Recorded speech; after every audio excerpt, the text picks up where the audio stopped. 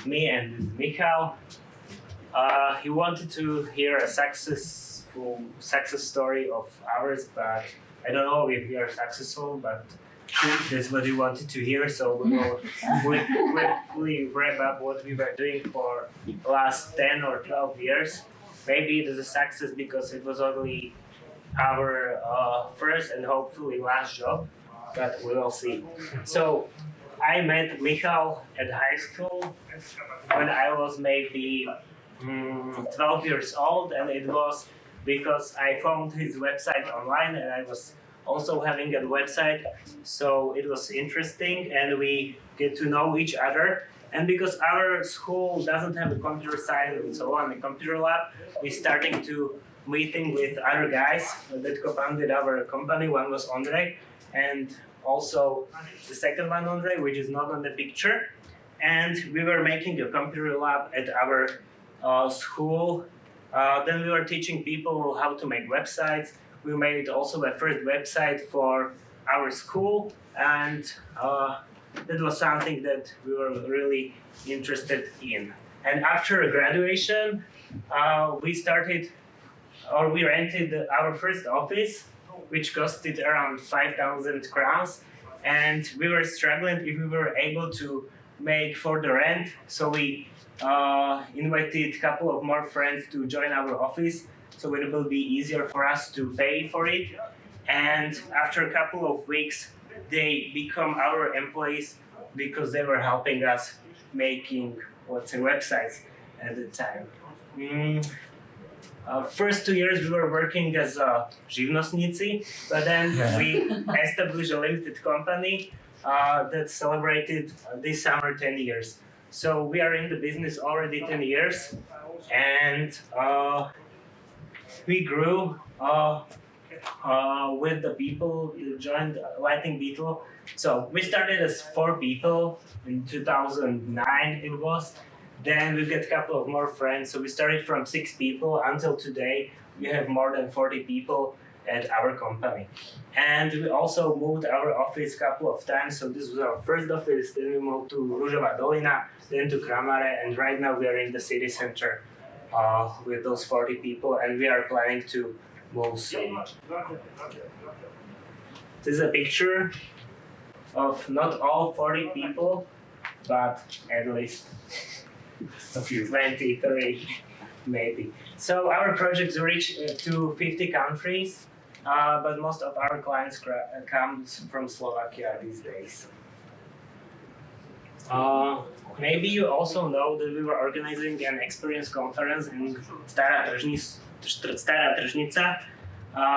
It was the largest conference on user experience design, and we invited speakers from all around the world. And this is our client. Maybe I'll talk a bit. So we've started, as Marek said, as a website agency. But one day our friend Ondrej, who was on the picture, he brought this book, Measuring User Experience. He ordered on Amazon. And we were like, oh, this is a cool way to make websites, actually. So we slowly moved from web agency into user experience agency. And we were like, the luck we had in this was that the user experience became a very popular word those days, and it actually became a very solid field on the market. And since we were the only user experience agency in Slovakia, we're able to get some good clients. So as of today, our biggest client is Dôvera, actually the insurance company where we are the framework partner, and we do all the user experience stuff for them. But then we do a lot of work, or all work for Orange as well, who is our framework partner. And maybe I have some slides there actually. So you might also know the insurance from Union that we've been doing. And so this was the old website of Martinus. These are just the sales slides, so I'll just go quickly through them, just so you know what we've been working on.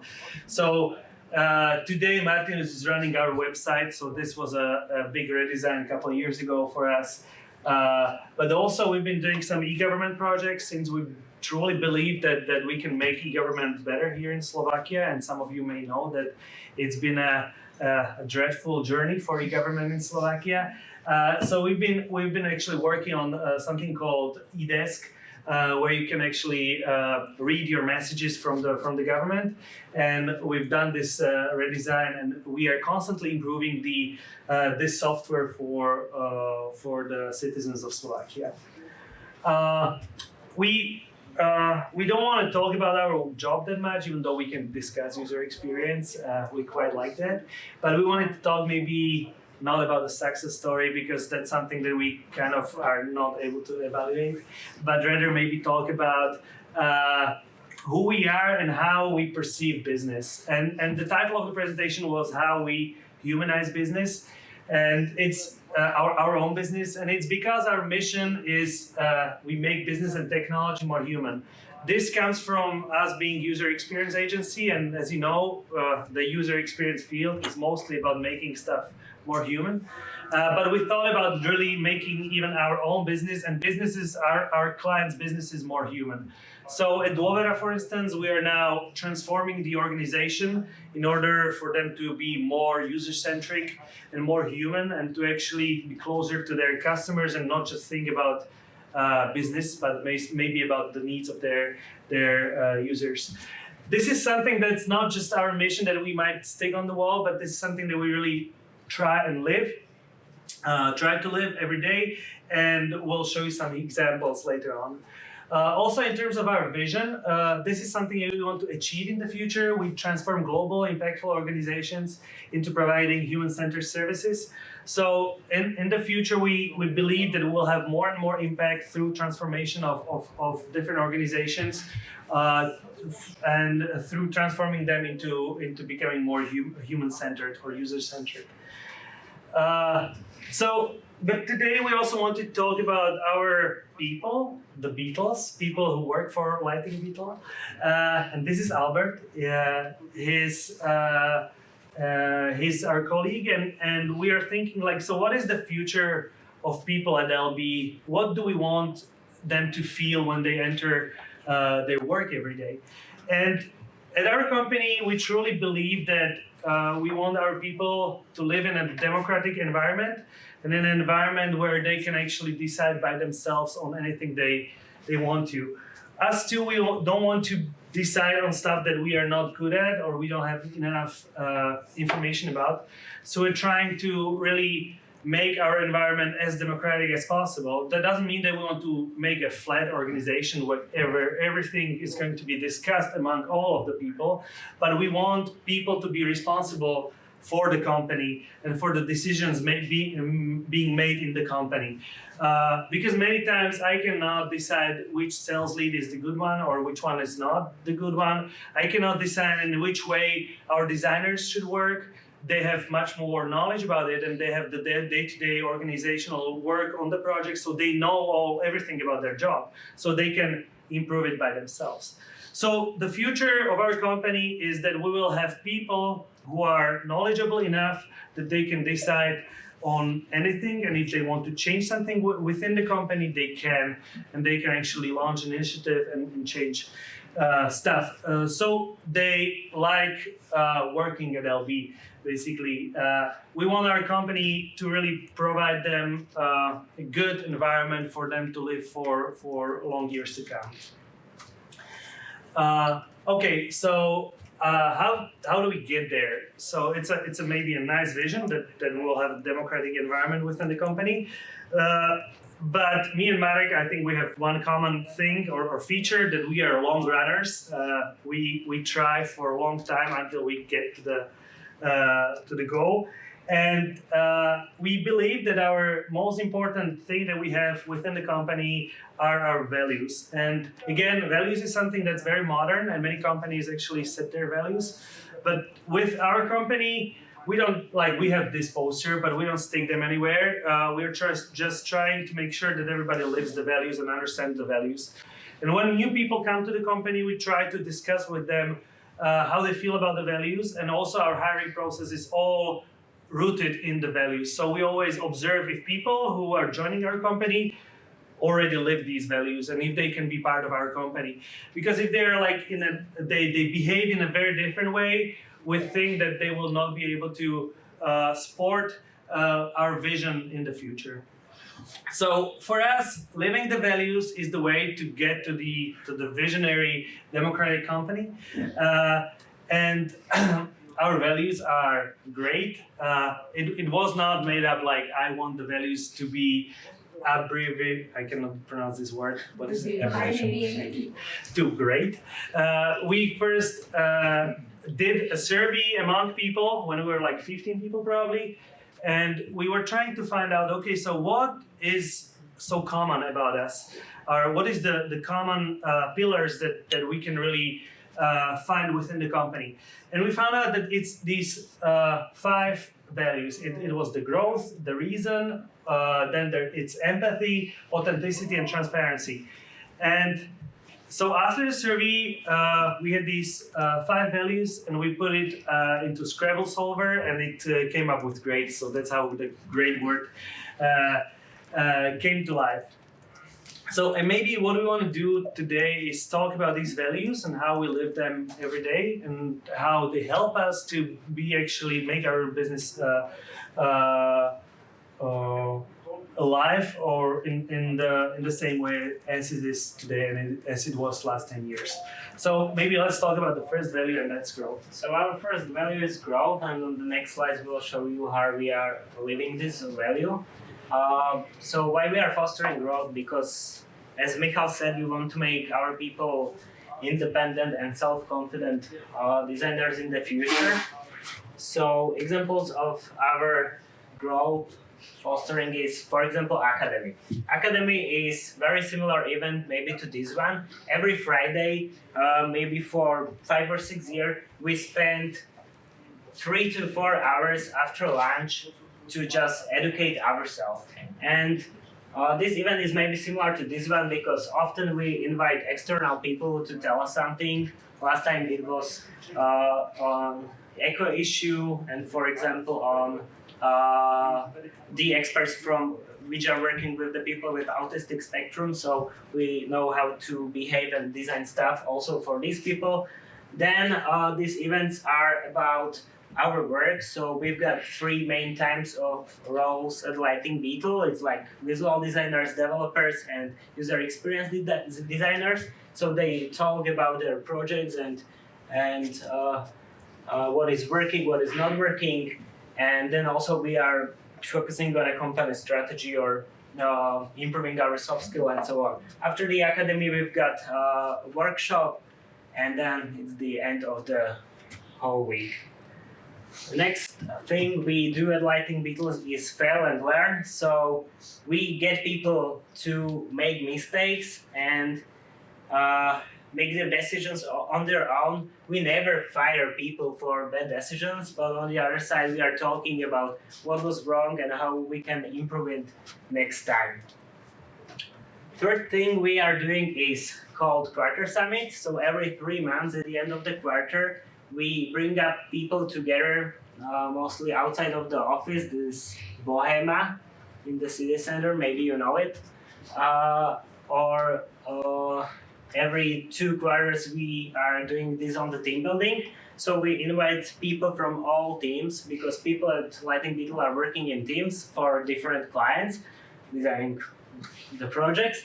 And after this quarter, they are presenting their work and also, again, telling about what was working well, what was not working well, and showcasing their work. And also on this event, as an academy, we talk about our strategy and what we want to achieve on the next quarter. Then our second value is reason. Yes, we'll be switching each value, but you might see the pattern. So in terms of reason, reason is our very important value. If something is logical, then it should happen, or it should be implemented. One of the things is something I already talked about, and it's about challenging the status quo. So if you don't like something about the company or the company processes, it could be a feedback session, or it could be, I don't know, a job map. then you're invited to change that if it makes sense, right? So you can actually launch an initiative and become part of the team that changes the process. So anything logical needs a change. If it needs a change, we always support this. The thing is, we were at the recent meeting with our team. We were discussing like what kind of organization are we, and we were like, okay, we are an organization that is ready to always try, fail, and learn through experiments. So we always try to experiment in terms of how else we could structure our organization or how the process could look like. And if we fail, we learn and we go with the learning in the future. An example of reason is also no budget policy. So people can spend as much money as they want if it's reasonable. We let people decide on how much they want to spend on conferences or how much they want to spend on their, computer or whatever they need. But it must be reasonable. And since we ask them to be responsible, they do not actually spend money on stupid stuff, but actually they spend money on something that helps them be better at work. So this works very, very good at LB. These are like the three options that they can spend money on, maybe conferences, client launches, or any kind of client activities or any kind of hardware. Some people might argue that they need an iPad Pro, so they buy an iPad Pro, and if they don't use it, they can sell it. So that's how we actually make sure that if somebody makes a mistake, okay, then sell it and return money back to the company. So yes, as I said, like you can change whatever you want. Part of that is actually with the client processes. When we work with our clients, every 2 weeks we have a very thorough retrospective where we talk with our client on how we could improve our cooperation. And if we find out that something needs to be changed, we implement it right away and we try the next sprint basically. So. But this also works with the inside the company. So if you are cold, you can buy a radiator and put it on your table if you want. If you think that there shouldn't be a Christmas tree, but that like a real one, you can make it out of like a very ecological way. If you are unhappy about stuff in the kitchen, you can buy stuff and it's fixed basically. But also reason is part of our core work, which is user experience, because it's always about actually being understanding or testing with the users all of our assumptions. So we might think that something is good for the users, but until we test it and we see it in operation, in reality, we're never sure. So user experience research is something that we do on a daily basis, and I think that's why it's so easy for us to do experiments within the company, because we have this deeply rooted in our daily job. Also, your salary at LB is based on ClearPath. We have open salaries, and you can see like what are the different levels that you can reach. And we have a list of different skills that you should have in order to go to the next level. But if you don't like the levels, you can actually change it. You can become a part of the group who is working on redesigning this, and you can redesign it. We're not saying that this is the perfect option, but you can fix it if you want. And also, we share company profit. So after each quarter, we see how much we are in profit, and then we redistribute the profit across the team. And the distribution, and then there is also distribution of bonuses. So there are different teams that are working on company strategy, and if they reach their goals, they get some bonus for that. And the bonus is not distributed by the leader or the lead of the team, basically, but it's distributed in a facilitated discussion within the team. So people sit around in a circle and they discuss like how much money should I get from this activity? How much effort did I put into this activity? So we believe that it's better for people to decide by themselves than there should be than to wish for the wise leader who actually knows what the other people have been doing over the last quarter. Okay. So one thing. So as we are designers, Uh,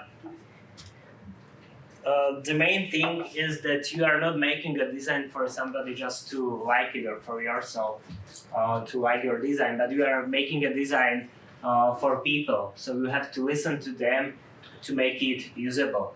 On the other side, also in our work, in company, or also with our clients, we have to work collaboratively on everything. So you have to know your clients and your colleagues as much as possible. To know them, you have to listen to them. So what we are regularly doing is one-on-ones. That means that people are meeting with their leaders every month to discuss how they are progressing on their goals. So when you solve a job map, then during the feedback session you set up when you want to get there, and the leader is helping regularly every 2 weeks if you are achieving your goal and helping you with resources and everything you need to make you great at it. Okay, and 2 times per year we get feedback sessions. That means that every member of our company is evaluated, and we are collecting feedback from everybody in the company, mostly with the people in their team and clients. And the questions in the questionnaire is very simple. Is just what should somebody stop, start, continue doing.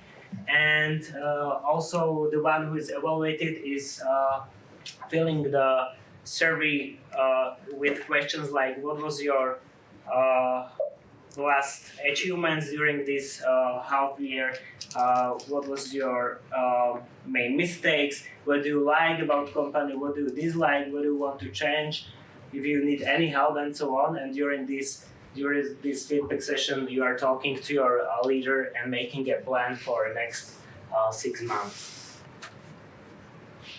Next thing we are fostering at Lighting Beetle is facilitation and active listening. So we want to hear everybody. You know that people are not always talkative that much. So during the facilitated discussions, we are also asking for their opinions and make them to hear them. During our meetings, we also kindly ask people to put their phones away so we can focus on each other. Then there's authenticity. Yes, authenticity. So we want our people to be themselves, of course.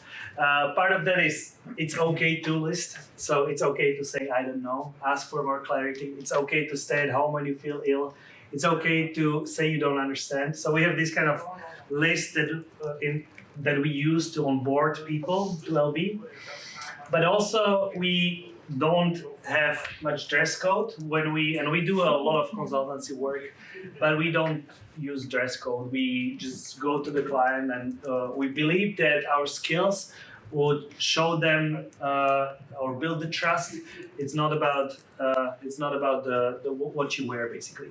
Our colleague, and this is in Slovak, but it says solidná roztopašnosť. It's basically being, friendly and funny, but also delivering the right work being serious also within the work is something that we kind of believe.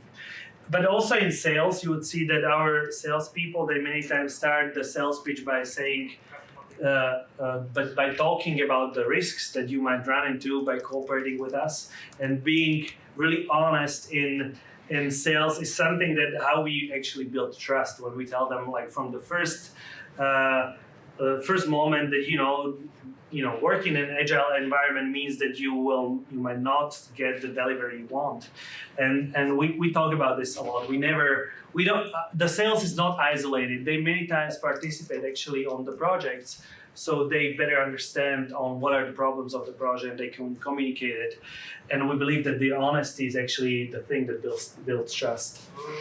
Of course, there are like a lot of activities outside. There is a group of people that go hiking, but I believe that you guys have that as well. There's the payday beer that has been recently converted to payday tea because people didn't like beer. so now it's T. Then there's the friendliness with clients, and I think this is like the single most important KPI that we kind of or goal that we can measure. If we are good friends with our client, that means that we are doing a good job. If we have these smiley faces and then these two ladies are our clients, we feel good about it. So it's not like payday tea forever, but we are trying to make it different every month. Some other people who don't like tea or beer, which join us. We're iterating a lot. Yes, and then accessibility and diversity.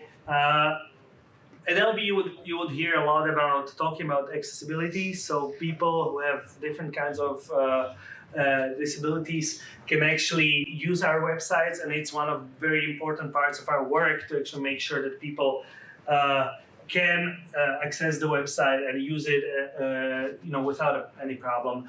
But we also support diversity within the organization. We were so fortunate that we have now 2 English-speaking people at the company, which helped us a lot to transform or transfer into English-speaking company.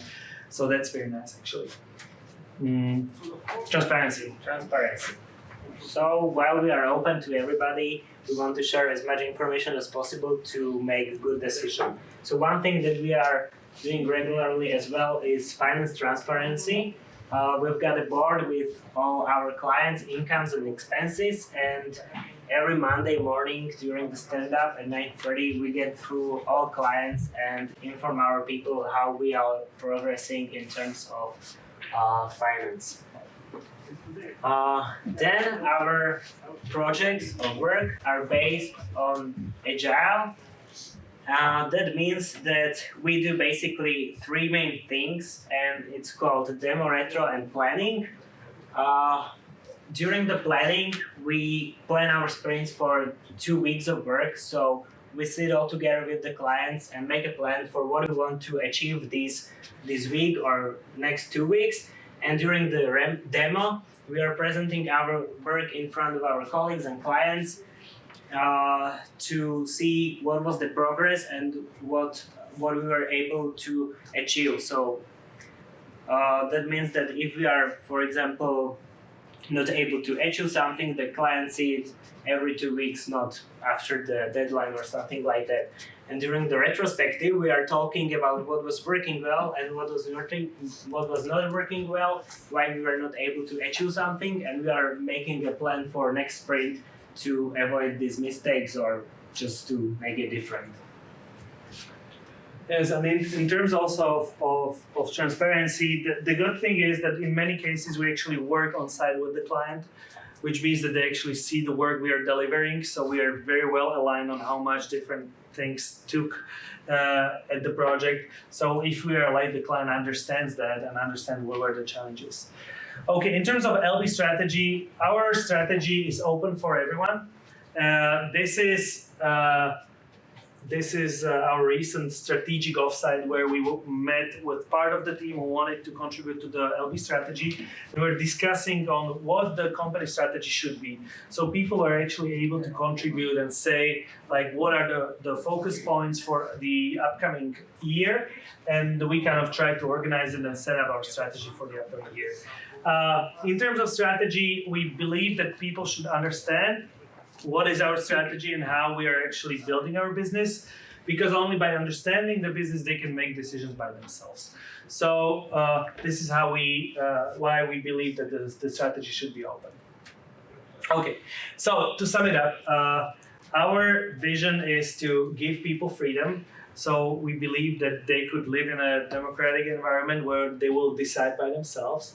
At LB, since we're a UX agency, everybody is a designer.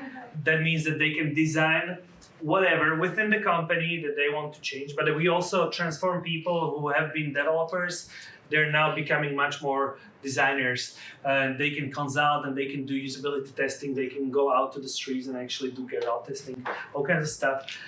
This is also valid for visual designers. So every single role is T-shaped, and everyone tries to be a designer. we believe that it's not only good for the clients that the developers don't fight with the visual designers and UX designers, but also it's good because they can design within the company. We always stick to mission and vision, so any kind of investments is always checked with our mission and vision if we're going the right way. And we live the values that we've just presented to you, and we have our strategy open up so people understand where the company is going. So thank you very much.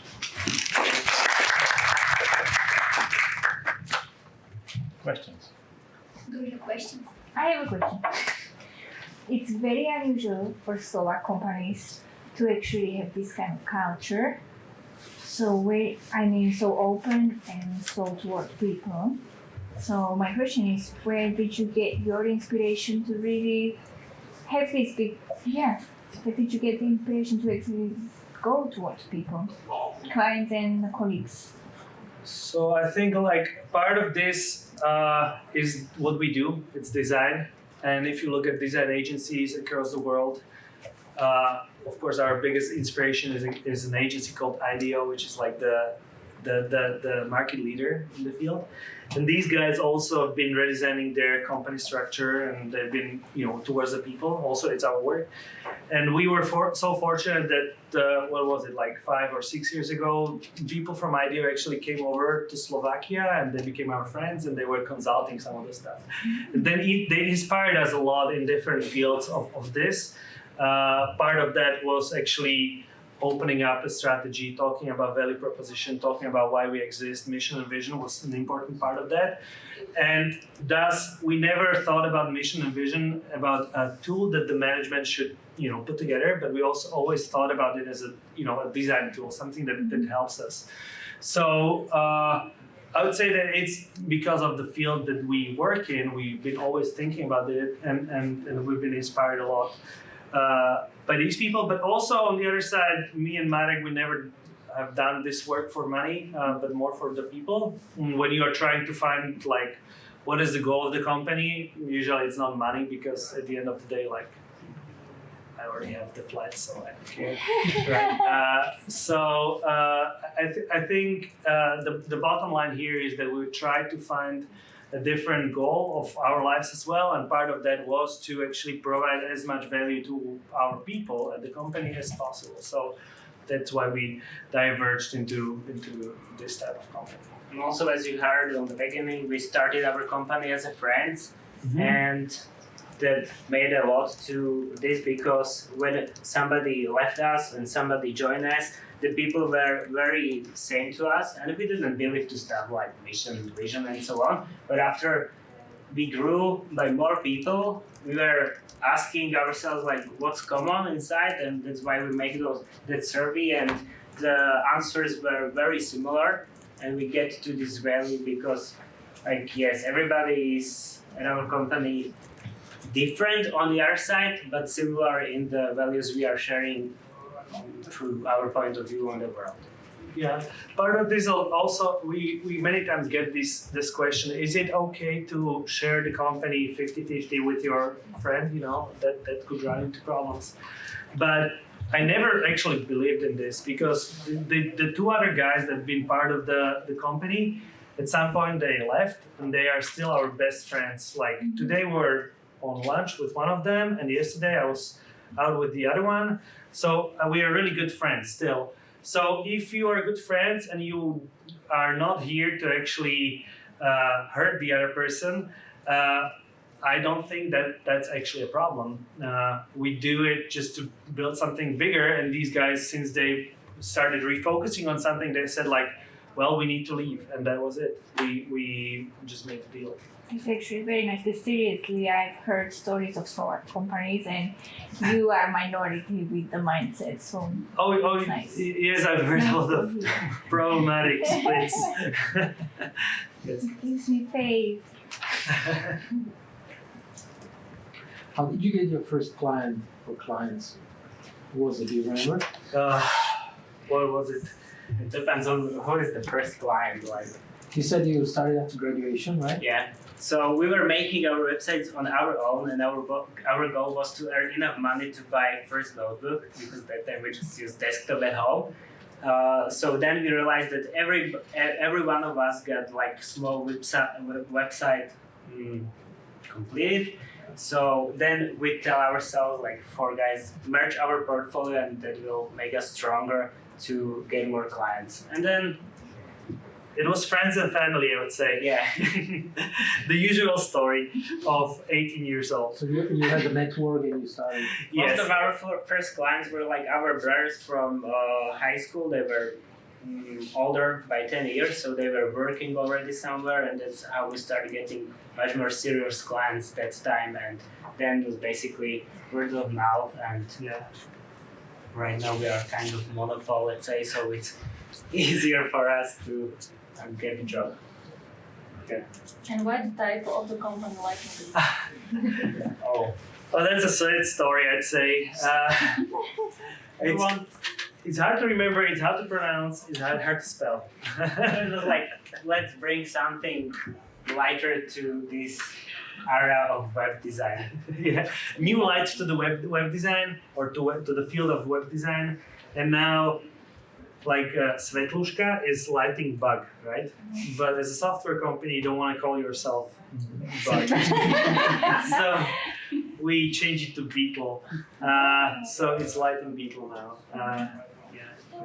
But there were worse ideas. I think for 18 years old, it's still okay. So at the beginning there were only 3 of us, so we wanted to call ourselves 3 trees. But with our English skills, that could happen. I have also a question. So it seems that this is really very nice agile world what we have in your company. What is the frequent obstacles what you are facing? With the agility, or you mean when we're working with the clients, right? No, more in a company. Oh, If there is any obstacles, or you feel that something there's a pattern, or there yeah. is something. I think like lean is a word that everybody could put in their name, like the second name. Lean, everybody says lean at LB like all the time. So we are like totally lean company. If somebody does something and they phase it in smaller cycles, they say it's lean and it's the way we do stuff. So internally, we don't really have problems with the agile mindset. Like everything is done agile at LB, and even finance is done agile as of today. We stopped doing budgeting, and we now plan on smaller cycles. So everything is transferred into agility. But there's a lot of obstacles, at least every day or week or every demo and retro, because everything is about continuous improvement. So you spot the obstacles and try to make the plan how to make it better. But on 2 weeks you see another obstacle, so it's full of obstacles. But you want to make it better and better, always better. There's always place for improvement, of course. And we've got also like quote in our company that final doesn't exist. So Yeah, if somebody says final, it goes into Slack groups that says final. Like we collect these quotes whenever somebody says final. We never say final. And also regarding the budget, so there is no budget. But you said that the expenses should be reasonable. What Yeah. does it mean? Who decided what is reasonable? Again, the committee, or So we've got like our people work at teams, and these spendings are divided into 3 types. So first one is like if you want to spend something around 100 euros, it's on your own. You get a credit card for a company, you just pay for it. And if it is less than 500 euros, you just have to talk to people in your team if it is reasonable. And if it is more than 500, you will send a request that also me and Michal have to evaluate. But on the other side, when you are making your decision, you see if you really need this stuff and what is the profit of your team or the whole profit of the company and how much you are going to pay for it. So this is basically how it works. but the business case is created by the person who is requesting the budget? Yes, Or? yes. Yes. Because, for example, we don't want to buy like 40 new computers to 2 people because everybody wants a different computer, and it's pretty much expensive investment. So if you need a new computer, you've got reason behind it. You can sell your old one if it is from the company, and buy the new one if you really need it, and so on. So you don't have to limit yourself by the company will get like, okay, I don't want this kind of small notebook, I want bigger one. Why you want bigger one? Because I'm designing not on my desk often, I'm making research and I need bigger display and so on, so it's up to you.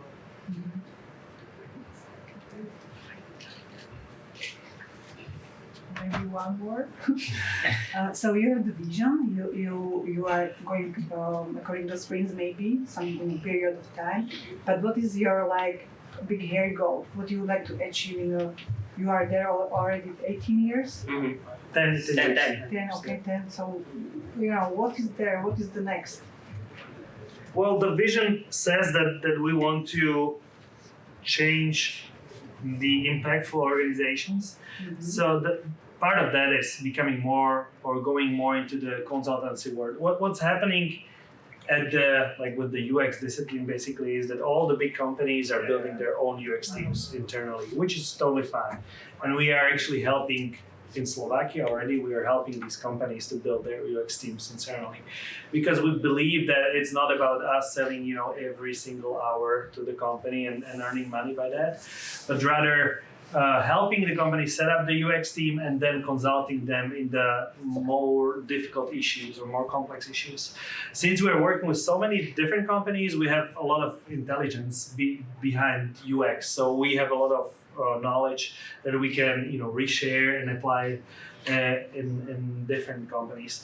So our future is that these 40 people, we want to make them really skilled, because the reality is that we hired 15 people last year, I think so. So we grew quite a bit, and we need many of them are junior people. So we need to grow them and become more senior company, and then we will be mostly doing the consultancy. And if there's a need of a bank that they need to quickly expand the UX team, we could give them a team basically. But as for now, we are trying to get better. The growth is so important at our company. It's one of our values, but it's also something that goes into our business model as an important piece. But what we basically do, or how we call ourselves, is consultancy from the bottom up, because you maybe know you will get a document from McKinsey how you should do something, but nobody is helping you to implement it. So what we are doing is basically, when we are redesigning software, that's our main job right now, we are joining the team of the company who is responsible to deliver some kind of software, and we are building a team together to implement the lean mindset and so on to their vendors and to their teams to make it really Make it work. make it work, yeah. Yeah, so As possible. we go from bottom up and from top down as well. Because we've seen too many documents from the big consultancy companies that look good, but nobody ever touches them. And we're like, okay, so we'll do the hard job and we'll work with the people actually and try to build up the teams. And we're getting a lot of knowledge. It's interesting to see how different companies are transforming even here in Slovakia. But with Dôvera, it's really our biggest job there. We are really doing the digital transformation there. We've seen a lot of good documents from consultancy companies that were ordered by Dôvera, but we are actually doing the little steps there by actually educating people in terms of customer experience and how it's important. And also actually building the agile teams. We now have there 6 agile teams running, so that's been our work for the last year.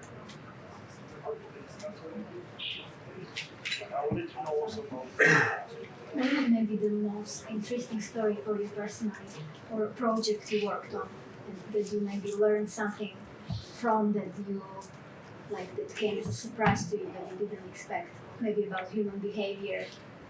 Well, that's hard. I mean, we have every single project that we do is interesting in some way. I've been recently on Orange project, where we've been. I cannot talk about it publicly. Recorded, right? No. Friend has a friend who. Who knows? I heard a Let me- story about. No. Yeah, I have to stay meta here. It's always people always surprise you. Like the research always surprises you in so many ways that you kind of come with a hypothesis into the project that you think that people are just behaving in this way. Part of this could be, we have this stigma about young people being really digital ready and old people not being digital ready. In my recent 3 projects, it was the opposite way. Like young people not being able to, buy stuff online, but older people are really experienced with buying stuff online, which was a surprise to me. And this really depends on the company you work with. But you always get these new insights from the research. Many times, like what we basically do when we talk about our projects, so the client comes with a new project idea and we go out to the streets and we talk to respondents and we try to understand what is the need of the real users and users. And many times it changes the project in a dramatic way. With Dôvera, we were building this like a parental guide. So we know that the young parents are actually a good target group for an insurance company, so we wanted to provide them with some value. And we wanted to build like a place with all the information about parenthood that you would have in one place. And so we started drafting this project, and we did the research, and we came to the young parents or the first-time parents, and what they told us constantly was, there is too much information. I don't need more information. I'm just so confused with so much information coming to me. I need not more information, but trustworthy information. So how we used data from Dôvera is basically that we looked into all the stuff that the doctors actually put into the system, and we're trying to visualize this data from the doctor and give you a trusted, just couple sentences tips in your parenthood rather than giving you like big articles about stuff. I mean, you can dig deeper and learn more about a particular vaccination or whatever, but we're trying to give you less information, not more information. So that was an insight from Dôvera, where we were going to build like this big project, and we ended up with building a small project with the targeted message directly for the first-time parents. But this happens like on every single project that we kind of work on. That the project viewpoint changes a bit in the beginning.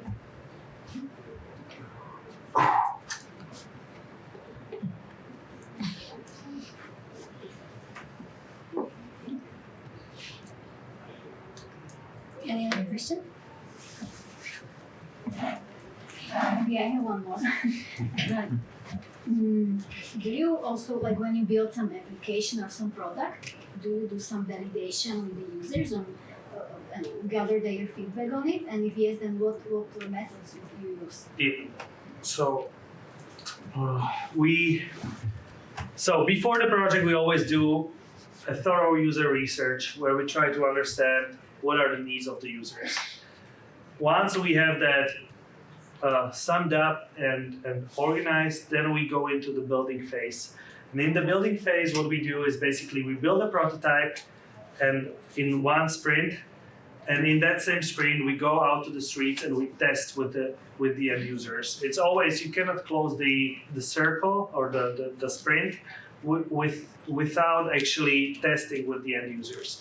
So this is what we do like every 2 weeks. So we have plenty of usability testing.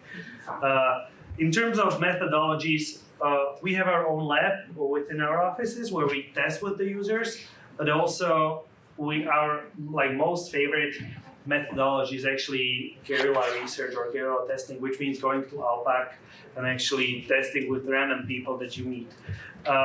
It depends on the target group, of course. When we're working with Dôvera on the parental project, we went to Prezidentská záhrada or the presidential garden, right? And we've been testing there because there are a lot of mothers with the strollers, it's called stroller, right? Okay. With the strollers, where we could test with them our prototype. So we test with them our prototype and see if the user interface does make sense.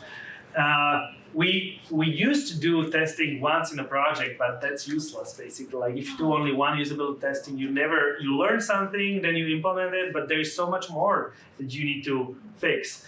With Martinus, when we're doing one of the product page, we've done 52 iterations of that product page because it's really important and really complex. So we've been really focusing on that page, and then the frequently asked questions was like, okay, I'll design it in an hour. But we've been working on the product page for like 3-4 weeks because that's the important piece of the website. And we've been testing in Foxford, in Martinus all the time. We came to the cafe, we found out, random Martinus users, and you have plenty of random Martinus users at Foxford. We showed them the prototype, we learned from it, then we iterated and moved forward. And after we launched the project, we do data optimization. So we look into stuff like Google Analytics, Exponent, or Hotjar, and we try to understand like what are maybe the problems that the users have. This is something why we started and we shifted our business model towards framework contracts and long-term relationships. Because with companies where you kind of end after the project, you never get to do the optimization. But with Lovera that we've been working for 2 years, and Orange as well, 3 years, we actually get to do the optimization. And at Orange, we are now doing with Exponent, we are doing these experiments. So we are actually iterating the design only by doing a lot of A/B tests and actually just testing our hypothesis about the design. So that's really data-driven design, you would call, probably just by optimizing based on data. Just out of curiosity, are you also using this software that is able to track the eye movement? Yeah, I mean we have our we used to have like Tobii eye tracker, which is the picture of Albert. Albert had that on one of the slides.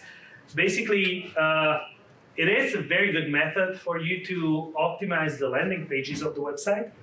The thing is, it's very time consuming. And if you are designing a newsletter or you're designing like a main page of the website, yes, go for the eye tracking. But if you're designing like huge flows, which we usually do, like very complex websites, then you just get so much data that there's not enough time to analyze it. Like we don't do science at work. We actually do design that needs to be done very quickly within a sprint week or 2 week sprint, right? So, but yes, we used eye tracking. It cost us a lot of money. I don't know if that's public information again, but it was very expensive and not used that often. So we were like, we don't need that anymore. We now have a cheap one. And we don't. So let's say that tomorrow you get a client from another country. Yeah. How are the logistics? How would you actually conduct the logistics of testing? Yeah. Because you need to go there, you talk to people, their language, etc. How would you go around this? So we had EU OSHA, which was the Organization for Safety and Health Agency. Safety and Health Agency European, and so we had their 4 years framework contract, and we've been testing either here in Slovakia, some part of their websites, or we've been hiring an agency in Spain and around Europe to actually do testing. Since it's a European agency, you have to test across Europe. So we've been hiring agencies. Honestly, that was a couple of years ago, and as of today, that's why we now transferred more into Slovakia, because we like the on-site work and day-to-day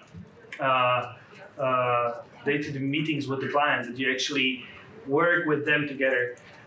We are now focusing a lot on Viennese community. We think that in Vienna we could have a good potential of building or providing UX services, because the market there is not well developed, which is surprising, but we might do some business there. And we'll see how that would work. But basically, it's going to be a lot of remote stuff and investments into remote technology. We think it's going to be challenging.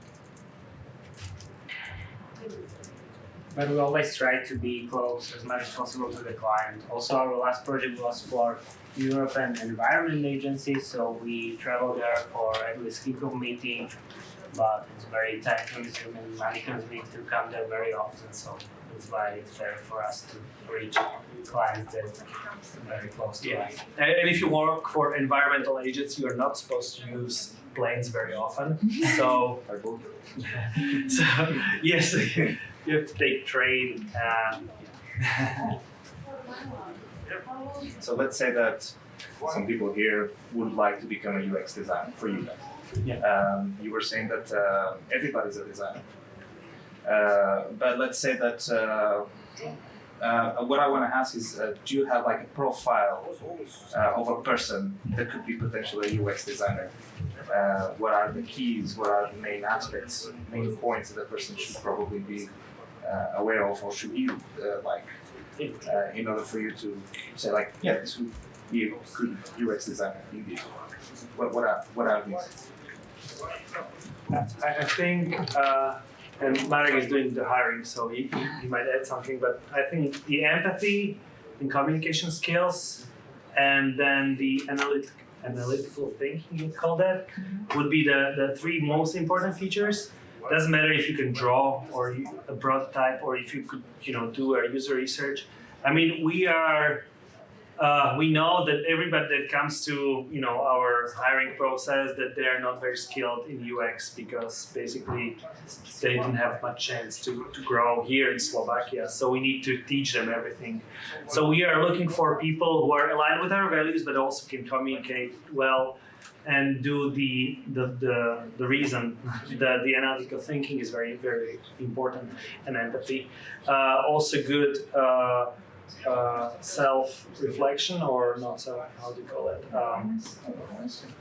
Self-awareness, yes, is something that you would try to do. I'd just add that we have people from different fields. There's like psychologists, anthropologists, people come from marketing. And then also we have a colleague who was a developer and now she's aiming more towards the visual design. And we always focus on building the T-shapedness, like Marek mentioned, to make all of us more T-shaped in all the three main values that we provide: development, visual design, and UX research. And it's always good to have some of those, but all the concrete or specific methodologies we will just learn on the go. So it's important. I see that maybe you have a team that have many different backgrounds, because that also brings a lot and adds a lot of value. Yeah.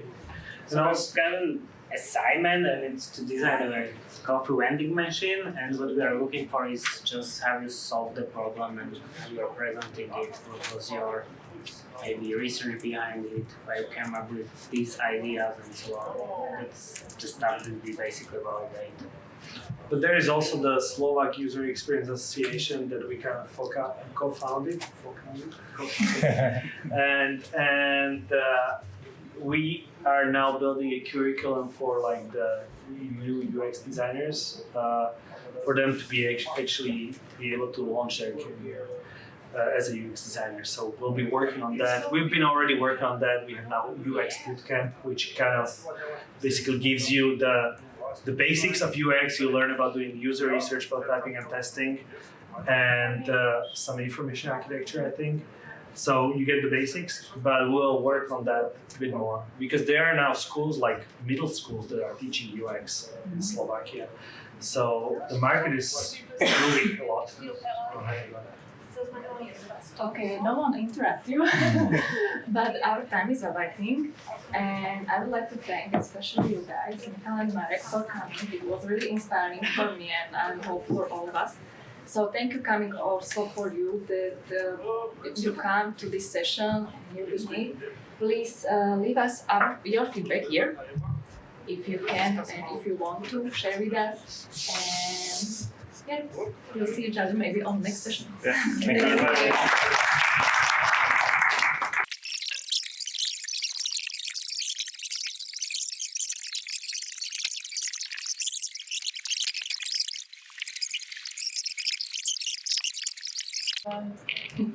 Dobre. Tak si kúpim.